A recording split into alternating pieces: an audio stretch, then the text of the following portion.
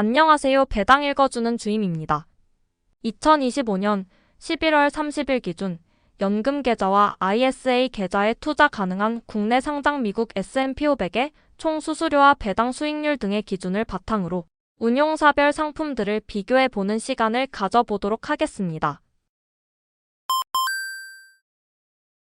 먼저 순자산 총액입니다.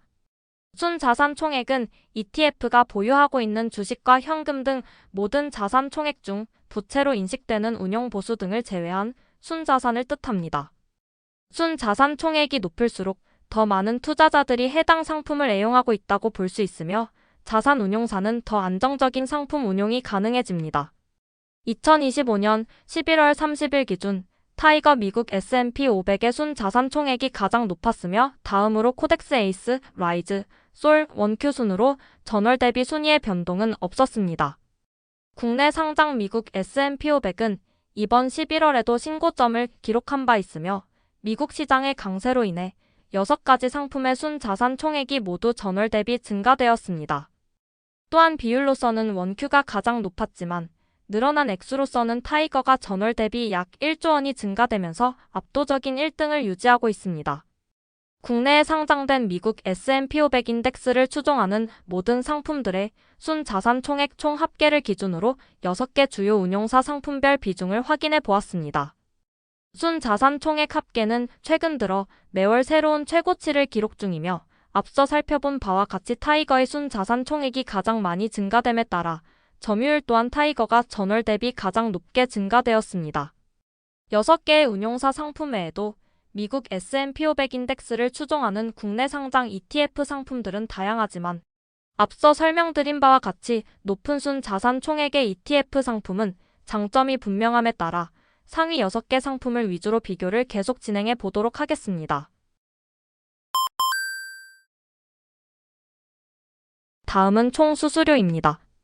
수수료는 일반적으로 운용사 홈페이지마다 명시되어 있으나 이는 총 수수료의 일부만 명시한 것이며 지금 설명드릴 총 수수료는 총 보수 비용과 판매 수수료율, 매매 중개 수수료율을 합친 수수료로서 금융투자협회에서 조회됩니다.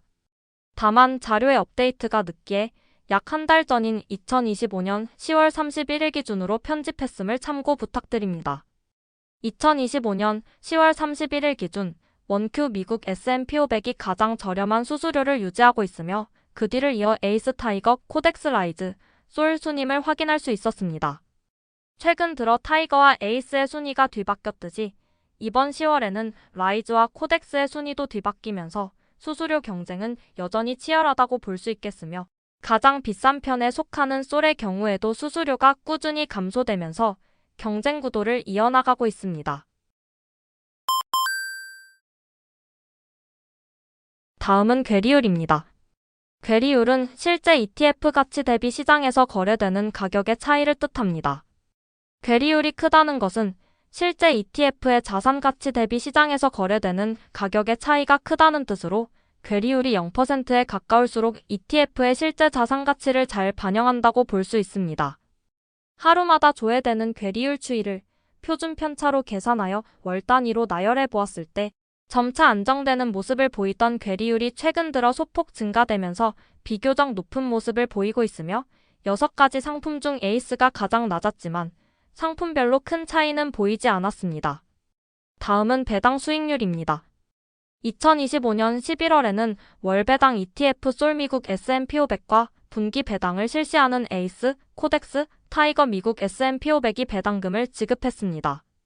2025년 11월 30일 기준 코덱스가 가장 높은 배당 수익률을 기록했으며 다음은 라이즈 타이거, 에이스 솔, 원큐 순임을 확인할 수 있었습니다.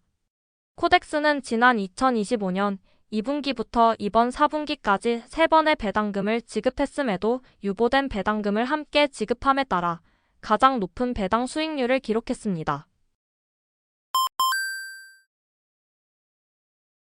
마지막으로 주가 수익률입니다. 매월 말일 종가 기준 6개 상품의 주가 수익률을 월 단위로 비교해 보았습니다. 2025년 11월에도 지난달에 이어 플러스 수익률을 보여주면서 7개월 연속 전월 대비 상승한 기록을 확인할 수 있었습니다. 6가지 상품 중에서는 코덱스가 가장 높은 수익률을 보여주었으며 다음은 라이즈, 타이거, 원큐, 솔, 에이스 순이었습니다. 월별 주가 수익률을 누적으로 계산해 보았습니다. 지속적인 상승세로 인해 지난 4월부터 수익률은 꾸준히 증가되는 모습이며 지난 3월에 상장한 원큐를 제외한다면 솔이 가장 높았지만 수익률이 가장 낮은 상품과는 약 0.5% 차이를 보였습니다. 마지막으로 누적 주가 수익률과 누적 배당 수익률을 합산한 총 누적 수익률을 계산해 보았을 때 지난 3월 상장된 원큐를 제외한다면 라이즈가 가장 높고 에이스가 가장 낮았으며 수익률 차이는 마찬가지로 약 0.5% 차이였습니다. 원큐를 제외한 나머지 상품의 2025년 누적 총수익률을 월별로 살펴보면 솔이 총수익률 1위를 2번, 라이즈가 총수익률 1위를 나머지 9번 차지했음을 확인할 수 있었습니다.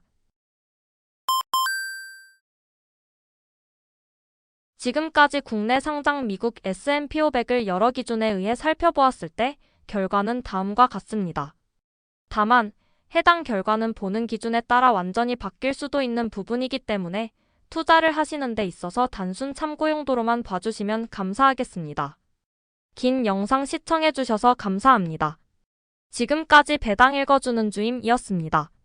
감사합니다.